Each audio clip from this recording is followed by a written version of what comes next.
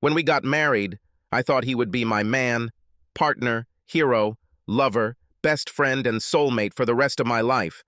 I was always convinced that I would be a loving and devoted wife, faithful to my man in everything, never even looking at anyone else, let alone breaking my vows and ruining my marriage.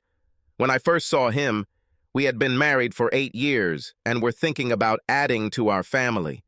At first, I didn't pay much attention to him, but there was something about him, something mysterious, obscene and calculating in those gazes of his that I caught on myself. However, I knew that I would easily put it out of my head and ignore how he undresses me with his eyes every time. I was sure my husband was overreacting, making a big deal of it when he warned me to be careful with this predator, a man known for stealing other people's wives and betting them as his trophies. Of course, I would never have bought into that toxic, ostentatious masculinity that he exuded. Oh, I was the wisest woman in this world who loved only her man and would never allow herself to be fooled. And I was extremely offended that my husband doubted my unshakable moral fortitude and strong will to resist temptations. When he had sex with me for the first time, I was stung that I had fallen prey to his advances. He chose the perfect time, right after one of our rare marital quarrels, one of which he witnessed at a social event. Hubby was out of town the next day on business for a week, and I was still seething with rage when this experienced hunter stopped by for a visit just to talk and be friendly. 60 minutes and 2 glasses of wine later, suddenly I found myself lying on our marital bed, and his hands supported my ass in a friendly manner. This insidious snake, which I let into our Garden of Eden, spent a lot of time in our bedroom that evening until I collapsed unconscious. After he left, I swore that it would never happen again, and I was sure in his iron self-discipline. After having hot sex for the 3rd time in the front seat of his Audi R8 convertible that week while hubby was away, I began to think a little. Once again, I decisively muttered to him that I had enough. I didn't understand what came over me or why I was such a fool that I succumbed to his attempts. However, I knew for sure that my main man would be home tomorrow, and I was going to immediately end this violent sexual relationship. Leaning back in satisfaction, he wiped his dick with my panties, threw them on my chest, grinned an evil grin, and said, "Of course, doll." I was sure that my loving husband would never suspect anything. Clean sheets, a horny wife in sexy lingerie, a bottle of his favorite Napa cab, and a night of hot sex for a travel-weary husband. This will happen quite enough when he returns home. My confidence in my ability to use my feminine wiles to confuse his overly naive and simplistic view of the fairer sex overwhelmed me. Everything was great. I wasn't caught. After that, my vanity and pride made me believe that I could easily have a lover on the side, and my dear hubby would never discover this, would never know about my betrayal. 2 or 3 times a month, for almost a whole year, I unleashed all my unbridled carnal desires. Hotel rooms, his private office, abandoned and remote parking lots, and sometimes my marital bed. All these were the sites of our explosive sexual rendezvous. So convinced was I that my blind hubby did not notice these numerous infidelities. When the deputy sheriff who approached me in the office asked for identification and then loudly and cheerfully announced, "You have received a subpoena," I was sure that this was some kind of stupid and terrible mistake. My husband, who loves me with all his heart, I would never do that, humiliating me in front of my colleagues and boss, and possibly jeopardizing my career. Driving home in the car and fidgeting nervously behind the wheel in tears, I knew that if only I could get him to listen to the voice of reason, he would instantly give in and forgive me.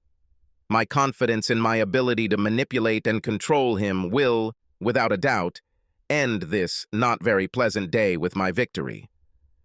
I was convinced of this. Appropriate words and phrases such as soulmates, meaningless sex, let's create our family, ready to have a child, let's grow old together, will immediately extinguish his possible anger and convince him to give us a second chance, and coupled with the uninhibited sex I would entice him into, well, it would put him in his rightful place and allow us to forget about such a terrible idea as divorce. Approaching the house, I was already smiling and imagining how our beautiful marriage would move on towards a bright future.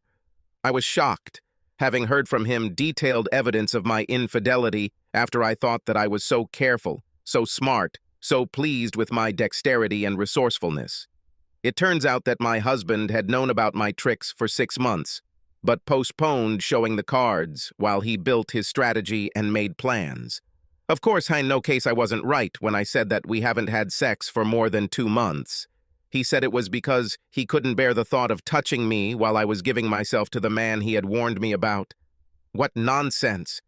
I would remember if I didn't make love to my husband for 2 whole months. Maybe.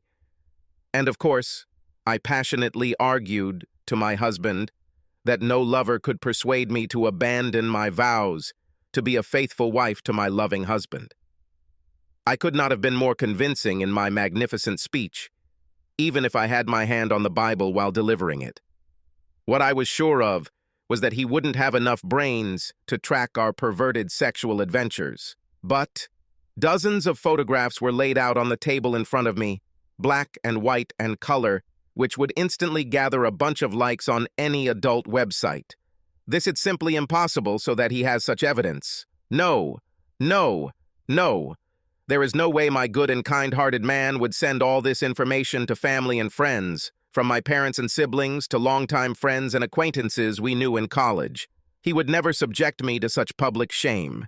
His puny lawyer in glasses could in no way be better than my magnificent defender, the shark woman, who hates this whole despicable tribe of louts and always acts in courts under the slogan, "Don't take goats prisoner." God, with what pleasure I will receive the lion's share of property and money from all our accounts, and make him bitterly regret the day when he dared to challenge me. What? This couldn't happen! This stupid judge can't side with hubby and his pathetic lawyer. It's simply unheard of for him to keep our house and 75% of our assets. These were supposed to be my house and my assets. In the meeting room, I heard words like ironclad marriage contract, irresponsible disrespect for family, and shamefully promiscuous behavior. But they did not penetrate my mind, sliding along the edges of consciousness as meaningless gobbledygook words. It must have been some kind of nightmare from which I could wake up with relief at any minute. Yes, that's how it is. Of course, my now ex-husband would meet me in the hallway and listen to my last apology, which would sound so sincerely. And then he will hug and kiss me tightly and forgive me my little flaws, and will eventually take me back. After all, men really are that weak-willed. At that moment, when my ex disappeared from the courthouse in the blink of an eye, completely ignoring my heart-rending cries, "Wait a minute, we need to talk!"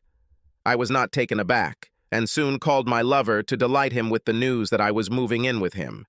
In any case, he was better than my ex-hubby in every way, and I would show my ex-husband how truly pathetic and dull his life would be without me. 10 minutes later, I hung up, not believing my ears. My lover couldn't stop from uncontrollable laughter when he heard my idea that he would take me to his place and we would be happy together. It simply couldn't be what he said when he stopped laughing. "Baby, it was so much fun hanging out with you while this was going on, but, I'm not into secondhand junk." 1. I couldn't be alone. It's just absurd that almost everyone I knew, with the exception of my mother, refused to even talk to me. And it's completely incomprehensible that even my dear mother, being a kind and gentle person by nature, did not allow me to move in with her. Where is this world going? And here I am standing in the parking lot, abandoned by everyone and alone, holding in my hands and staring blankly at the positive report on STDs from my doctor. What's going on anyway? This is simply unthinkable. Looking back, I suddenly thought that maybe made an error. Would you like to understand which one, where, and when?